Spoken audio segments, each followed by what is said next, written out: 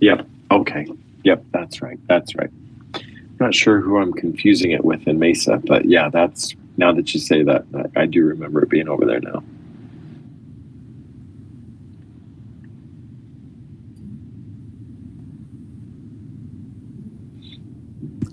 Well, good evening, everyone, and welcome. We thank you so much for joining us this evening for our very last session of Thrive. I'm Dr. Michelle Wilson. I serve in the Student Services Department in Madison School District, and it's our pleasure to have everyone here this evening. I also want to introduce our guest this evening, and our other guest will be joining us. She's just running a few minutes late, but first I want to introduce our guest this evening, Travis Webb. He's here this evening. Travis, you want to say hello? Just wave. Hello. Hi, everybody. Yeah, we're really glad to have you here this evening. And tonight is all about our topic is summer, and amplifying our youth mental health for our very last program for this school year. So I'm giving you a little background about Travis Webb. He's a licensed clinical social worker. He has a master's degree in social work from Arizona State University. Go Devils. There you go. Yes. Good job. Yes. Good job. You graduated summa cum laude in 2010 from ASU. He's also a private practice psychotherapist. He's the co-author of Why Teens Fail and What to Fix. This is a book for parents facing really tough issues with their teens. And these topics range from like communication to dating to trauma and to technology and also to self-defense. He's a level 2 certified trainer for trauma release exercises, which is also called TRE for those of you who have a background in trauma release exercises. He's been the past president of the Guy Clinic Education Trust, which is a nonprofit dedicated to providing children with safety from sexual and physical abuse. And he's been the past board member of Be the One LLC. This is a collaborative panel of experts, varying professional fields dedicated to empowering parents of teens through workshop presentations, publications, and counseling. So we know this about you. We're so thankful that you can be here tonight, Mr. Webb. Thank you so much for joining us. And of course, Katie McPherson is going to be with us also this evening. She just had something unexpected happening, but she'll be with us in just a few minutes. And we'll introduce Katie, who, if you've been following us on Thrive, she's been with us every single session. We'd love to have Katie with us as well in our program. So we're looking forward to seeing her as well.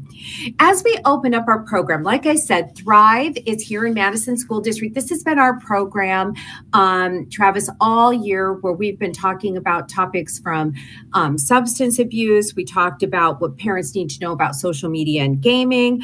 We talked about transition from middle school to high school. And I did share with you before we got on tonight, our schools are K4 and 5-8 in our district, and we have 8 schools in our district in total.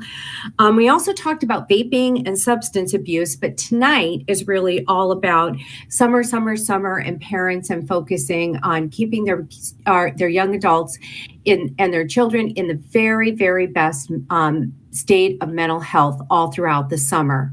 So as we talk about this, and I use this term, mental health, I would love to hear if there's really a strong common definition about what mental health is that can kind of baseline us throughout this whole conversation tonight while we're together.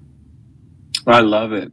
One of the benefits I think we have of living in 2022 is you can Google just about anything. And if you were to Google what is the definition of mental health, I think you'd get a variety of answers. So I'm going to give, from my experience, the definition that I give for what mental health is. It's kind of interesting in that when you talk about health in general, most people typically are referencing physical health. And I think if we look at physical health, we have a way of defining that. We have a way of measuring that. You know, you've got everything from your height to your weight to body fat percentage to any of the other factors that maybe would go into something or into what people would attempt to measure or define physical health with. And yet the brain isn't quite as easy. You can't measure quite as well with the brain as you can with the body. We don't see the brain like we do the body. Somebody could walk into a gym and go, wow, that person's really fit, really healthy. We could look and see physiology, at least from a glance, functioning the way you'd hope that it would, or appearing to do so. Whereas the brain, it's not quite as measurable. It's not quite as visible. So the definition that I like to use with mental health is simply this. Well, let me pour a foundation first.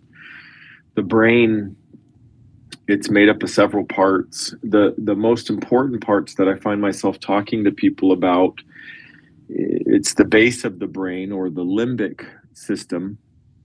And this is a cluster of parts that do a lot of things, but primarily the limbic system does memory and emotion. It's not the rational brain. It doesn't reason. It's not the discerning brain. It's the emotional brain. And it also, the hippocampus runs through it. So this is also a major part of where memory happens. Sitting up on top of that limbic system is this cortex. And for the sake of this conversation, more specifically, the prefrontal cortex, which sits right out here. The prefrontal cortex is where the rational, discerning, reasoning happens. One way to think about this is you've got this human, only humans have this prefrontal cortex developed to the extent we do. And you've got this mammalian brain, or mammal brain. One way I love, Joseph Ledoux, I think, is the one that first coined this, but you've got a rider and a horse. You've got this mammal, this animal, and you've got this human. And I love to ask my clients, who's in charge? If we went to the rodeo and I asked you, who's in charge out there? The rider, this rational, thinking, discerning part of the brain, or the horse, this emotional, non-discerning part of the brain? Most people say, well, the rider is in charge. They've got the reins, they got stirrups, they got boots. If I yank left and give it a kick, we go left and take off. And the answer is, that's right. The rider is in charge. Assuming the horse is trained, assuming the horse isn't spooked, if we stick around long enough to the end of the rodeo, you'd see the bronc riders come out. And I'd ask that question again, who's in charge out there, the rider or the horse? And the horse, actually, this 1,100-pound horse. When the limbic system is threatened, and we'll talk throughout the course of this discussion what threatens the limbic system. When the horse gets spooked, when the limbic system gets threatened, it tends to throw this rider. And we get this emotional dysregulation. We get this disorder. And that's a long way of priming for the definition. Mental health is giving the rider tools to regulate, manage, and train the horse. We're not trying to get rid of this limbic system. It is critically important. I mean, we don't fall in love without the limbic system. We don't survive threats. Honking horns and screeching tires wouldn't do much to us without the limbic system. It's a critical part of the brain, but it can get a little overt. Anxiety, depression, basic acute fears or stressors. We need some part of the brain that can regulate that. So my definition of mental health is a rider that has tools to regulate this horse. It's a cortex that has tools to appreciate and use and listen to, but regulate this horse. Now that's easier said than done. If I were to tell people, well, just don't get anxious, that doesn't work. We need strategies, we need tools. We need to know what's causing that anxiety and potentially make some changes or establish a treatment plan that can help that brain start to regulate. Now, one key thing that I didn't mention about the writer, it's the last part of the brain to develop. This brain stem and this limbic system, they're already online. I was telling Michelle, we've got a brand new baby girl. She's 8 months old. She's got a limbic system. She can feel, trust me. She's got a brain stem. But this prefrontal cortex is going to develop slowly for her, female brain, over the course of about 20 years. It doesn't finish developing till early 20s. I love to ask my clients, what do you think it is for guys, the male brain? And no one has ever guessed younger than 22. They always go up, and that's a good assumption. The male brain, it doesn't finish developing till late 20s, early 30s. And interestingly enough, some of the scans we're looking at now, we're not seeing quite the development in the prefrontal cortex that we used to. Screens and gaming are having a major effect on that. We're seeing occipital lobe development, but not great prefrontal development. It's not that it's off or bad or too alarming, but there is an effect there. Hope that answers that question. Okay, so we've got the rider and the horse as our definition for mental health. I think that was very, very understandable. I think we can take that forward, and all of us can certainly relate to that example. So as parents and as caregivers and as educators, we're going to go out of our very structured school day. We finally got it back, thank goodness. And then we head towards summer. So if you can kind of think about, like, from an educator's perspective or a caregiver's perspective or a parent's perspective, what are some strategies, activities, things that we can do to help people have increased or grow their strategies with mental health during the summertime? In this less structured time, just like you described. So it's not video games, cell phone, text, all summer long. And we've spent a lot of time in Thrive about the probably less benefits for mental health than really good quality things happening for our mind. Yeah, no, you're nailing it right on the head. So it might sound like we're reiterating this fact. And, as I think about that question, amplifying mental health, especially in children, especially in adolescents, it's interesting. That brain is already trying to amplify. It's already trying to expand.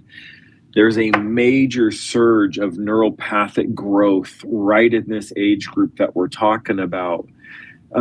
Interestingly enough, it's, and I hope this makes sense, it's so much more important to identify the obstructions than it is to find the amplifications. Most of us will go pretty simply to, if I were to ask, what are some of these things that seem to be interfering with healthy brain development? When you look at your kid, what do you see kind of obstructing or blocking or slowing down what would look like normal brain growth? And, parents, they all hit it right on the head. And you did too, Michelle. You went straight to it. It was screens and sitting inside. And, I'm not the therapist. I'm not the dad even that says, get rid of your phones. We've had people, maybe less than qualified people, go around the state and say, throw your phones away. I carry a flip phone, look at me. And it's kind of like, I'm sorry, that's cute, but that's not very effective. That's not reality. We actually need to learn to manage these devices. We need to learn how to use them and not over or abuse them. So the truth is if you can get a child out doing the things that literally for centuries and centuries and centuries we've been doing as kids and adolescents, I think we have a way higher potential for healthy brain development and the absence of some of these emotional or mental concerns that we're talking about. I mean, if you go back 30 years and ask a classroom, or let's say a group of kids playing during the summer, how many of you have anxiety? There's not a lot of hands that go up 30 years ago. How many of you are suffering from depression? We just, it's not that it didn't exist, it certainly did, but we didn't see it on such a chronic level. It wasn't so pervasive. And now, whenever I'm in front of an audience of adolescents, late childhood, early adolescents, I'll ask questions along those lines. And interestingly enough, it's the majority by far that say, I suffer from anxiety, I suffer from depression, I feel alone all the time. These messages that start to develop in a state of loneliness or a state of anxiety really just compound the problem. So interestingly enough, I'm so much more interested in making sure that we get some of these obstructions out of the way and let this brain that knows how to amplify, it knows how to bounce up and develop, as long as we aren't shackling it to a sunless, windless, natureless, tag, fall down, bump, scrape your knee, stand back up, interact, play, tickle, tackle. I mean, take your pick. This is what a nervous system riding around in a body really needs to give the feedback to the brain, a continuation of this development. Now, there's one, as I think about that, there's one really deadly culprit for slowing this development down or somehow obstructing it, to use the word from earlier. Isolation. It is the killer that walks through my door all week long. And it's not me saying people sitting alone in a room. That certainly is isolation. But the sense that there isn't really anyone that knows them, gets them, loves them, sees them, is aware of them. This has horrific consequences on this developing brain. I mean, this is the fastest way to dysregulate not just a developing brain, but a mature brain as well. Isolation is the plague of our generation. And interestingly enough, this is not a political statement. I have no interest in talking politics, but this pandemic that we went through as an attachment therapist, when we started strapping masks on and staying 6 feet apart and canceling things, from a biophysiological standpoint, I get it. We're trying to keep this thing from spreading. Makes total sense. I wore my mask. I stayed 6 feet apart. Sure. But I just kind of sat back and went, I'm going to stay very busy for a long time because of the emotional dysregulation that this isolation causes. I was almost irritated at some of the commercials that show happy, smiling new grandparents waving through the window at new grandbaby, and we're all good with our... No, babies need to be kissed. They need to be held. And I get it. Again, there's a good reason for doing it, but there's also a massive consequence for this separation in the name of safety.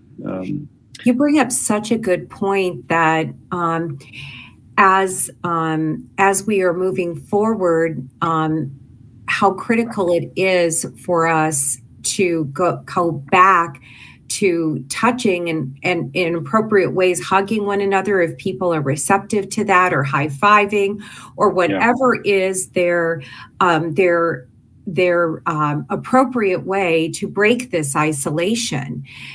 Because I would agree with you that no matter what age you are, the isolation was lonely for people. And I'd love for you to talk about like these game changers in mental health as we move forward, because as you said, we can't go backwards. The things happened for good reason because of mental health, but we are where we are and we can go forward together. So I certainly heard you here make a call for one game changer is, us moving out of isolation for sure. I heard that one. A critical game changer. Are there other things you think we can do that will help us as we move forward in strengthening and fortifying our mental health? Yeah. And I'm glad that you interrupted me because... I'm sorry. Well, Gosh, that wasn't the right way to say it, Michelle. I'm so glad you interjected. Thank you. Because honestly, yes. I think I would have just rolled right into that question without really pausing and letting it be asked. I think it's good because I think that hopefully folks listening, they kind of want to hear that. What are some of the game changers? What are some things we can do now? And just to kind of pick that up and keep rolling with it, maybe a good question to be asking in our families and asking in our in these summer programs is, what can we do to increase connection? If isolation is really the problem, what are some things that we can do to increase connection? And a little later on, we'll talk about an equation I teach my clients for building connection. But again, what I would hope people would consider is keep this really simple. Keep this really simple. I think sometimes we want to reinvent the wheel and we want to say there's a new way to create connection. And it's like, no, it's touch, it's proximity, it's eye contact, it's tone of voice, it's volume, it's speed of speech. It's this engagement. Again, we might sometimes be trying to overthink this.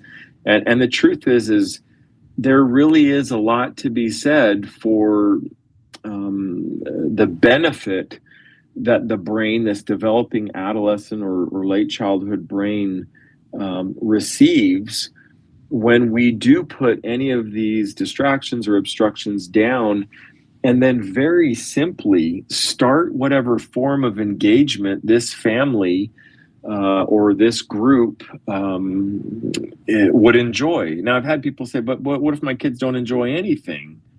What if all they want to do is kind of stay in and do this immediate gratification, high reward, low risk video game or YouTube or social media or whatever? And I tell those parents, give it a minute. Give it a minute. You're going to drive yourself and your kids a little crazy for a minute. That's fine. Go ahead and stick with it until you start to break sweat a little bit. Go ahead and listen to him complain on the first mile of the hike, but keep going to mile 2 and mile 3. And then do this very, very, very important thing at the end of the hike. Instead of saying, well, did you have fun? Or see, that wasn't so bad. Ask this critical question. Guys, what are you noticing here? What are you noticing here? What are you feeling? What is happening here?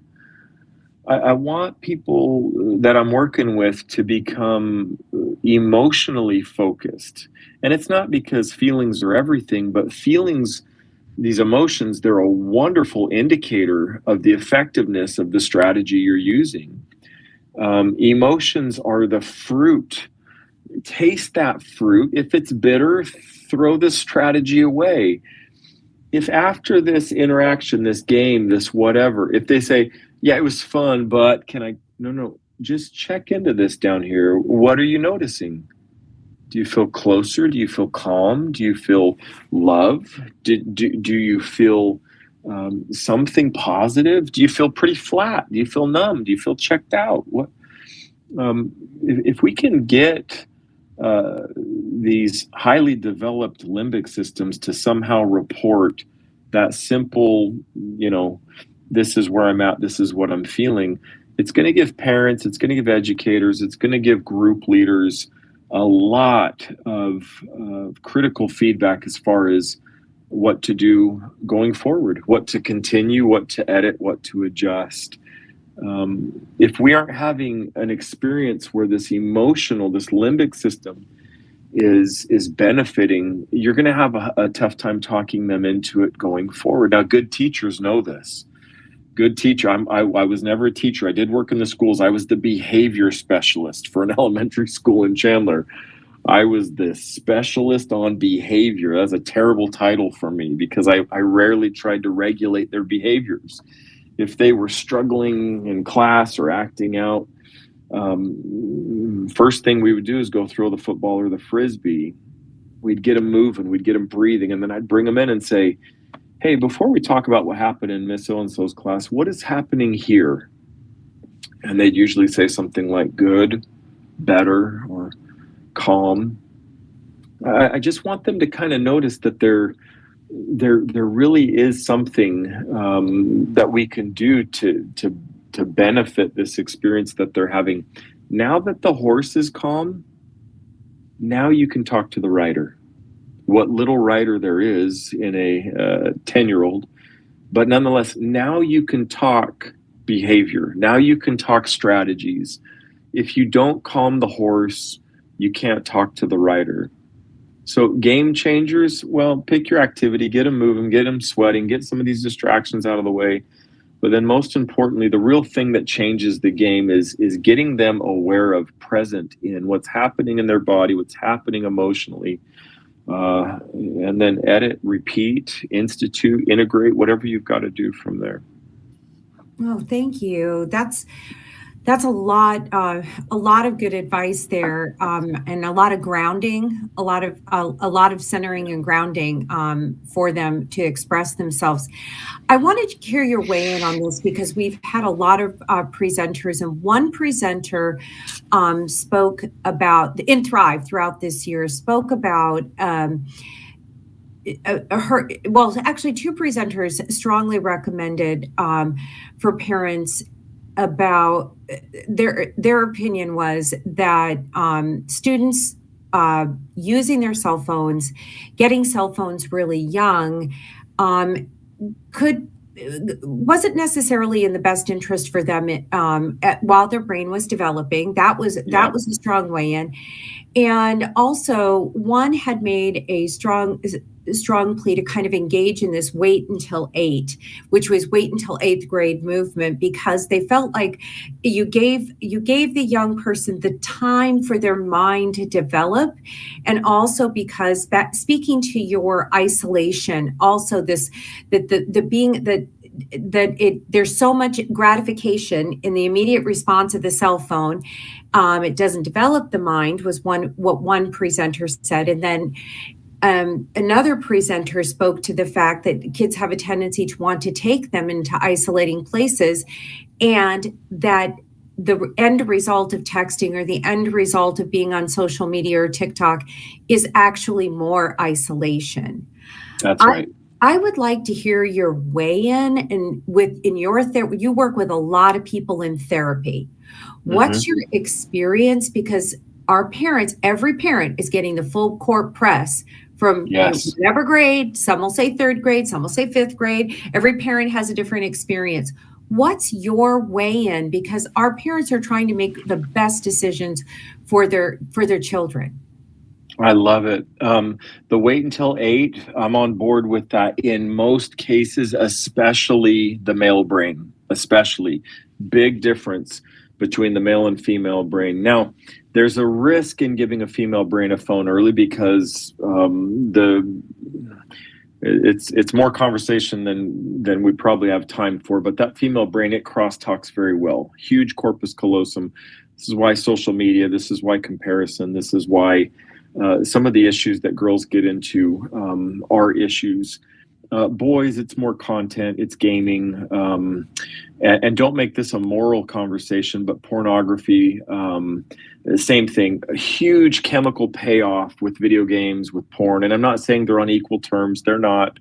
Remember, keep this a psychological conversation. huge payoff, instant gratification, zero risk. There's reward without having to really put yourself into or out there with anything. My biggest concern as far as the age goes is when you look at when this big surge I talked about a minute ago happens, you really, if you're going to give your kid a cell phone, a couple of things. Give it to them on the other side of that surge. And we're talking 12, 13, 14 years, best place to give that phone. Now, you're right. If you tell your kid we're getting you a phone in 8th grade, every single one of their friends' parents will buy their friends' phones in 5th grade. And for 3 years, they will be the weird kid who doesn't have a phone and doesn't get invited out to the whatever. And I don't want you buying into all of that. There is some truth to that, but not to sound too harsh. Parenting is just that. You got to parent your kid, and I say that with love. You have to really kind of look at, yeah, this is what's going on in their world, and yeah, this is what other kids are doing and what their parents are doing, and they all seem fine, but take time to research a little bit why we would wait till 13, 14 years old. Take a little time to look around, explore really what is happening to these brains that get phones that young. Now, just a suggestion that really my clients have taught me more than I've taught them. Do not give your kids a phone. This phone is yours. You have the right to take it away. You have the right to turn it off. It's kind of like the car that teenager's driving. This is not your car. This is my car. We're going to let you drive this car. Take care of this car. If you want to keep your license, stay in the lane lines. Drive the speed limit. If you want to keep this phone, which is mine, in your pocket, and this isn't a possession thing. This is a parenting thing. If you want to keep the phone in your pocket, then here's a set of rules that you need to live by. There's absolutely 100% access. My son is 17. He knows his phone never goes in the bedroom, never goes in the bathroom. It's charged out on the kitchen counter. I know all of his passwords. I get to set his screen time. I can go through every inch of every piece of history and talk to him openly about any of it. It's not to bust him. I have no interest in getting this kid in trouble for what he did. It's so much more about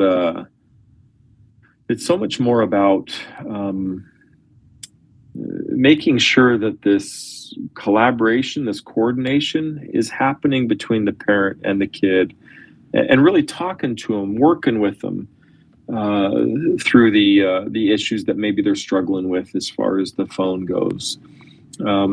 So my advice is sometimes picked up as wisdom from some of my clients, and for others it's just, Travis, you're living on a different planet. There's no way we're going to make them wait till 8th grade. That's not reality, and yet I think that's pretty sound advice.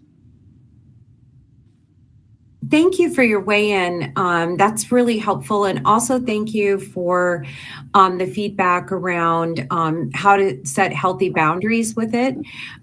Because I know our parents are consistently struggling. I think every parent is struggling with it. I really call it the phone, the handheld computer. Once you have the handheld computer, you have access to everything that's on the internet, pretty much, carte blanche. And so I agree that there's need to set parameters. But more, I was thinking about earlier, you talked about the critical need for us as we move forward to really specifically take steps to be healthy around moving away from isolation. And you talked about how isolation has gotten a certain segment of our population into some really acute, really acute mental health issues that perhaps haven't been seen before. I mean, some would argue that. They say it especially in young children. And they're saying it as well in mental health right now with middle school age students. And I'm hearing words sometimes like acute distress. I'd really like to hear from you what if if a parent is who logs on and watches this at another time or is watching tonight, what would they, if they have a worry like that, like, am I seeing signs that are like acute distress? What would they be watching for like a younger person, or for somebody who's like in grades 3 through 5, and then maybe our middle schooler, if they're worried about that? Sure.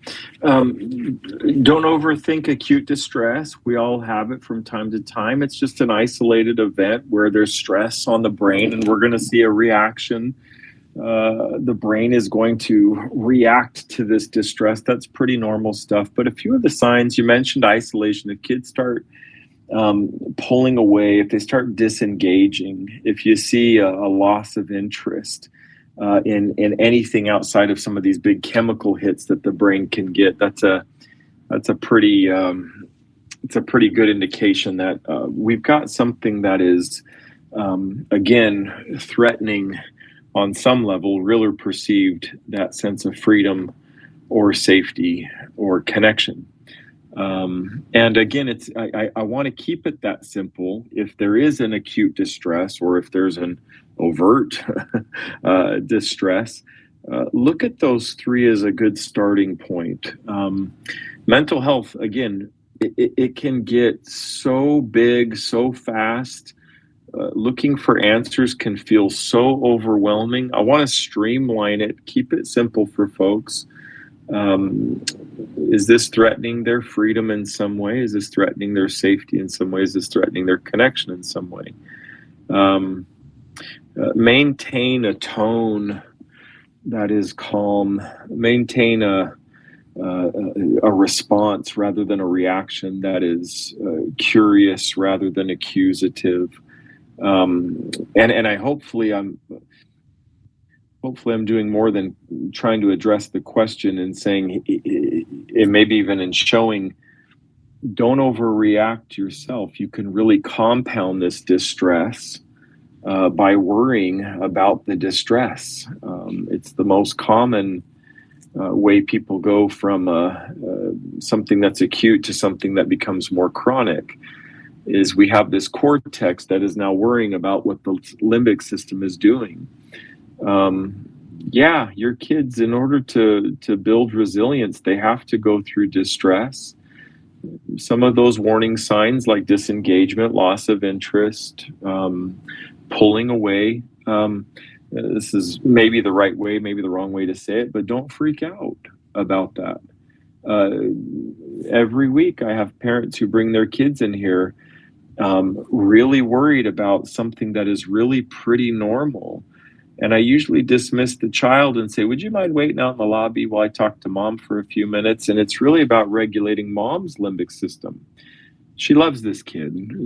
She's worried that this is something big, something more. And it's, no, it's not. It's pretty normal stuff. It's a pretty typical reaction. Here are some strategies. Here's some things that you can do to kind of reintroduce or recapture some of what that freedom, safety, or connection that's being lost is. Parents, if I can touch on parents for just a second, we're pretty busy. We have computers in our own pocket. I like what you called it, Michelle. Phone is kind of the last thing these things are. We rarely call people on these. I mean, it's more about what we're Googling or what we're playing or whatever. Parents sometimes think that the kids' issues are very independent of the connection that's lacking in the relationship with the parent. Again, I would encourage parents to maybe look at the exchanges, look at the relationship, look at the connection that needs to be fostered between the parent and the child, between the siblings. This family is a lot more than just biologically who you're related to. It is a tremendous resource for mental health. If you can find some way to build those bonds of connection, in the family, we do a lot to not just prevent but stave off this distress that is, again, so absolutely going to come into life, and we want it to. It's kind of like weight on the bar. If you take weight off the bar, growth is less likely. The key here is to pick the right weight, and it's to use good form, so to speak, when this stress does show up in our kid's life. And again, that parent can be a spotter who teaches good form, who encourages this kid to lift this weight right, rather than, and if Katie were here, boy, she could probably really add to this. Many teachers that I'm talking to now, we've got parents busting through the doors, fighting their kids' battles and creating a massive issue in reaction to something minor that happened in this kid's life. And I'm calling it minor as a psychologist. They might not agree with this, but if something didn't go exactly right for your 12-year-old, teach them a resilient coping strategy rather than kicking down doors and fighting, making some scene. That doesn't really help the kid at all. If anything, they get a terrible example of how to manage distress from their primary exemplar on how to handle stress. Teach your kids to breathe, teach them to ground, teach them to get down here, to feel, to get in the body. We're lacking this quite a bit right now. Not sure if that addressed the question, Michelle. Is there anything that I need to kind of edit in there that maybe we missed? I don't know if it's to add, but I took some notes while you were talking because I thought you said a few things that were really powerful. You talked about when people start to feel this like distress, it's usually like a threatening of like a freedom or a safety or a connection. And what I heard you say is that when a young person feels like they have a caring adult. So I want you to, if there's more to add to this, I think that on any of those freedoms, safeties, or connections, things that we can do as caring adults and in children's lives, if there are specific actions we can take on any one of those, I think we'd all love to be more adept. And we'd love to hear it from an expert, because all of us want to help our kids feel, I agree, we want them to grow. We know life is not without distress. We all experience distress. And we know that we learned from them, but we also want them to know that they're loved and deeply loved. And we want them to know that if they're going to go through distress, that we're there on the other side. So it's that balance that we all feel as parents. So if there is something we can do at any one of those, not stopping their growth, not stopping their growth, but that helps them in distress that you have from your expertise, I think we would all really appreciate it, because it's that balance of the yin and yang, right? Yes. Of every loving parent, every teacher, all of us, we would appreciate the advice if you have some morsels here. I love it. Let's talk about, well, I mentioned this earlier, V plus V equals C. Vulnerability plus validation equals connection.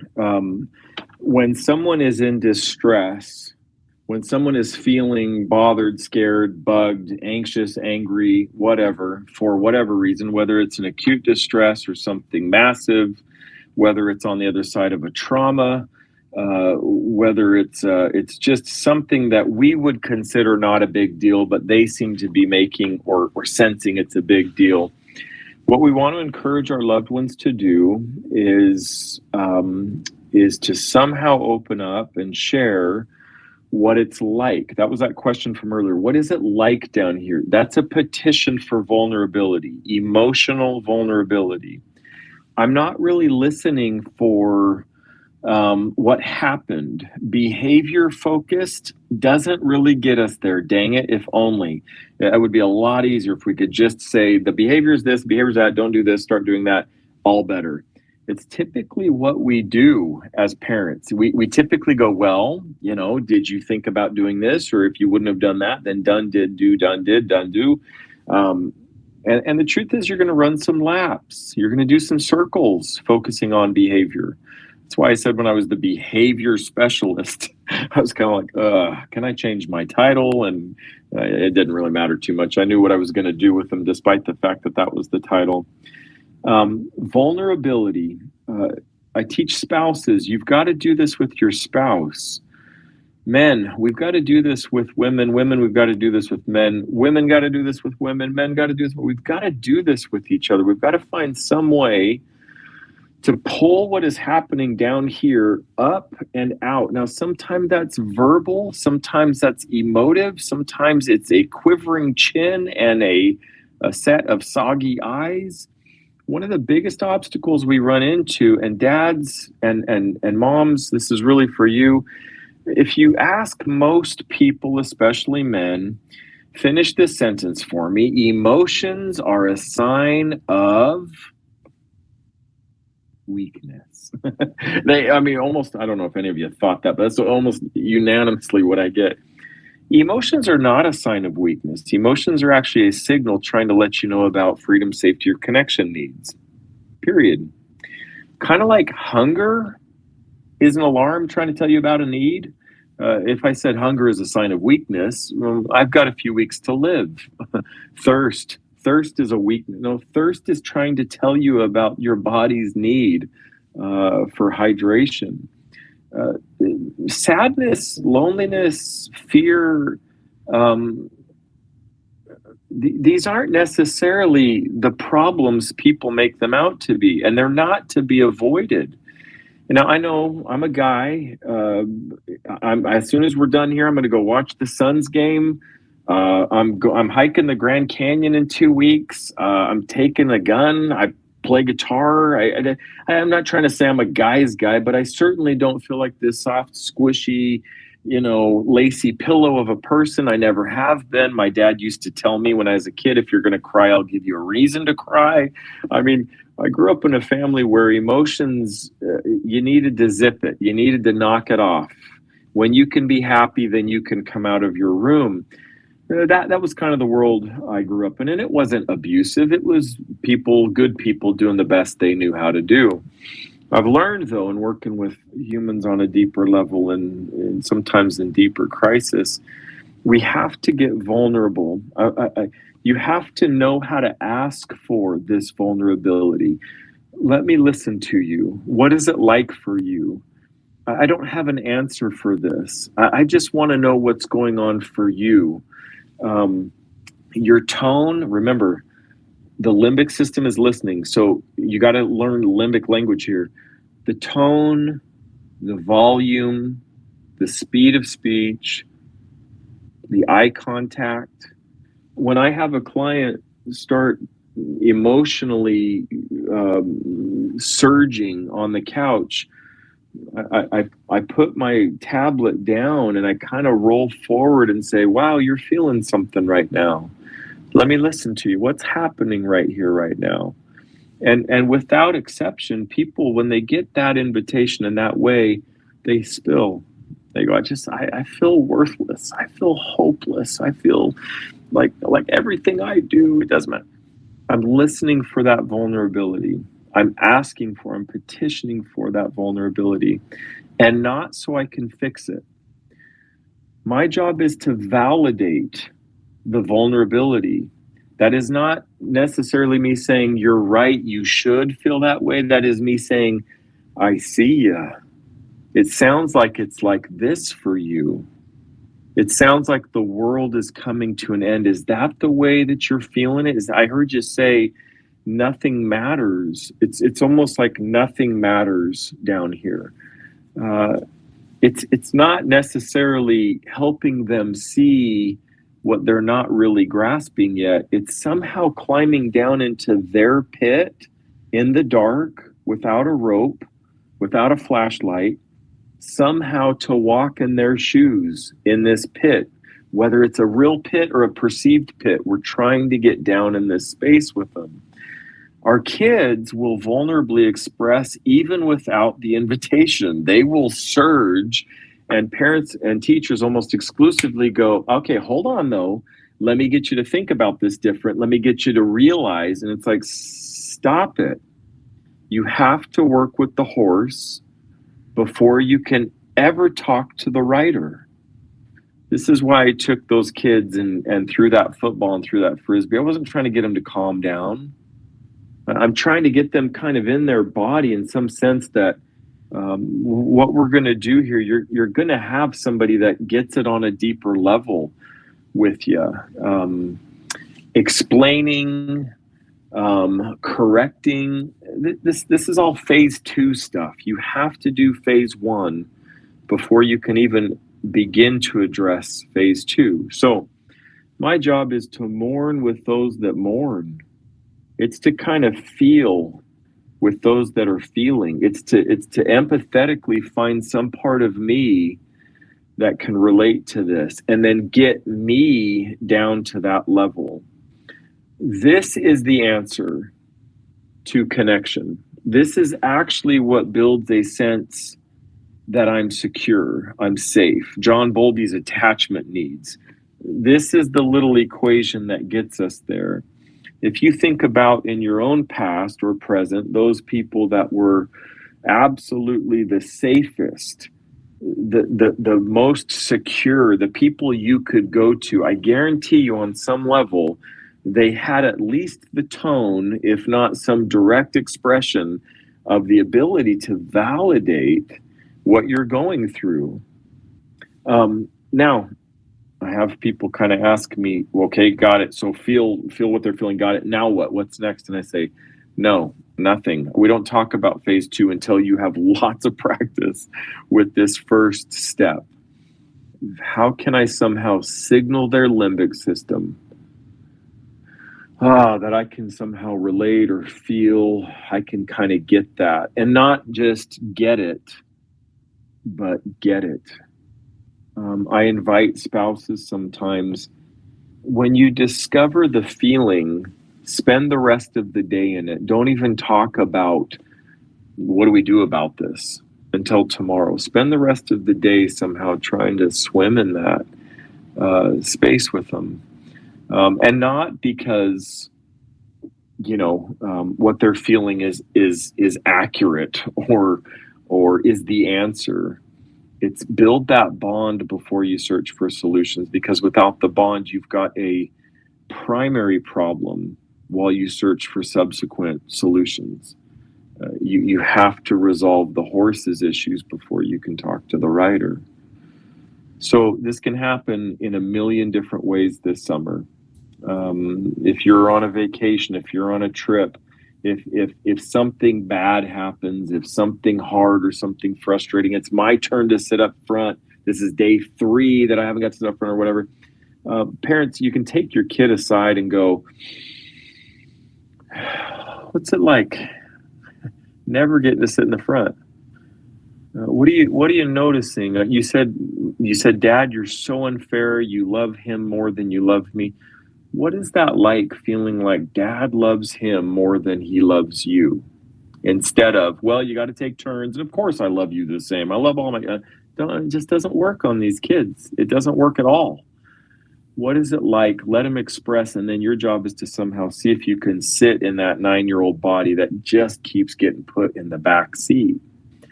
Spend time in this. Now, this also works with positive emotion. I talked about getting down in the pit. Well, if you guys are at the beach and your kid learns how to boogie board and they are just amped beyond belief, they are up on the mountaintop.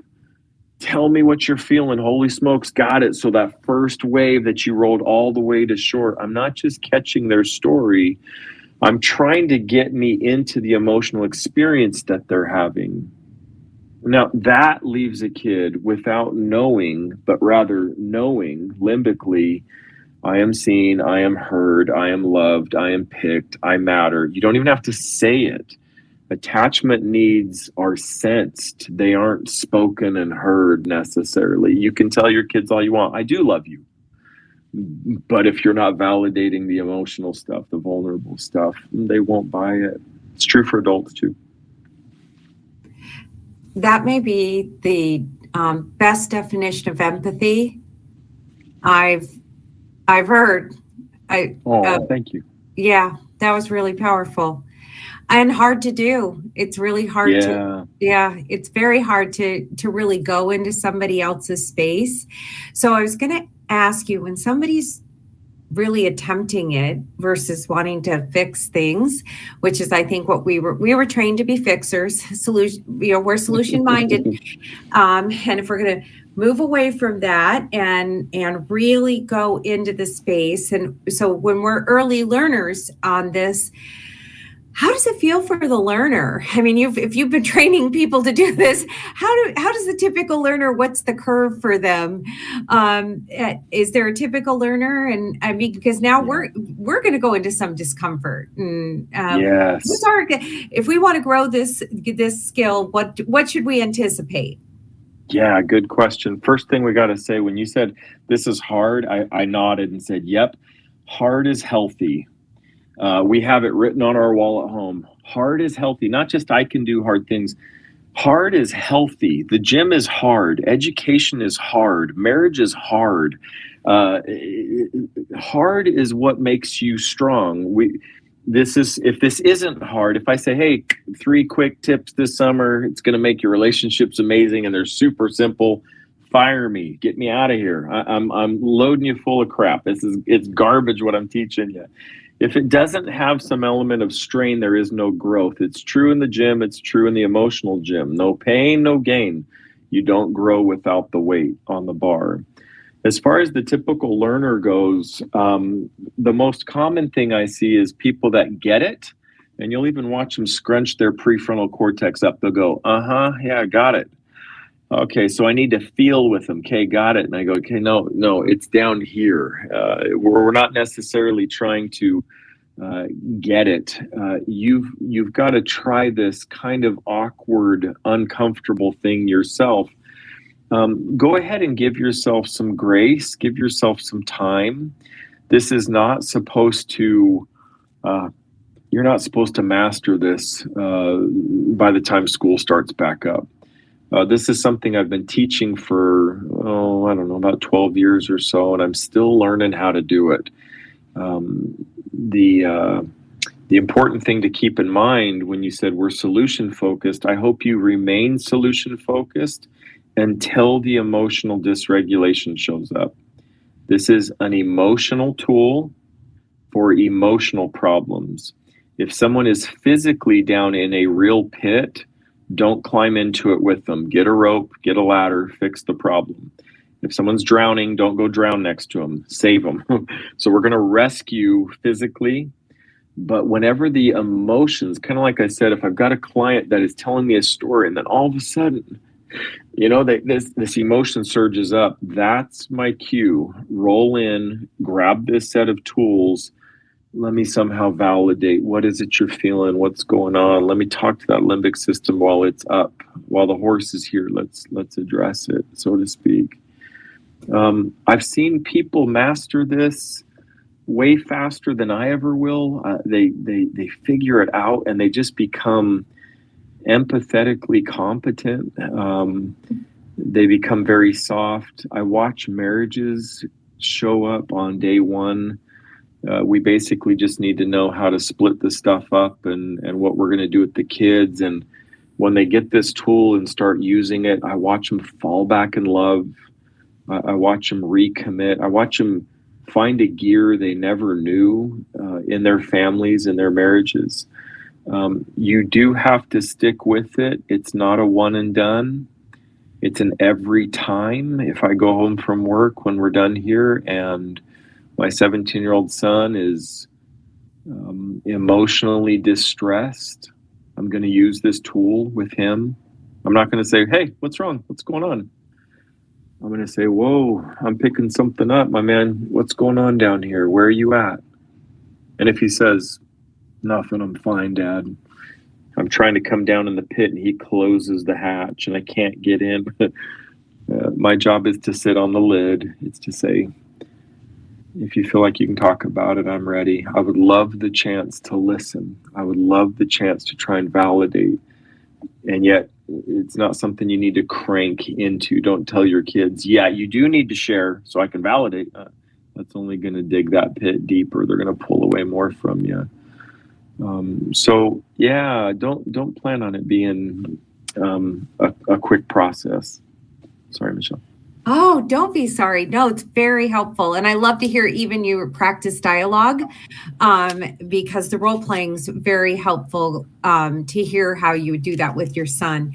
We are down to our very last minute tonight. And you mentioned we're in competition with the Suns playoff game tonight. So I anticipate people will probably watch this later on after the Suns game is over. But I want to say thank you so much, Travis, for being here tonight with us. Katie, I know you'll watch this later on. We missed you a ton tonight. And of course, we thank our IT team that's been with us through all of the Thrive sessions and been here helping us. Again, this is our last program, and we will resume in the fall with Thrive for our coming school year. Thank you so much to the Madison community for joining us. And Travis, thank you. Everybody have a beautiful evening and go Suns. Go Suns. Good night. Thanks, Michelle.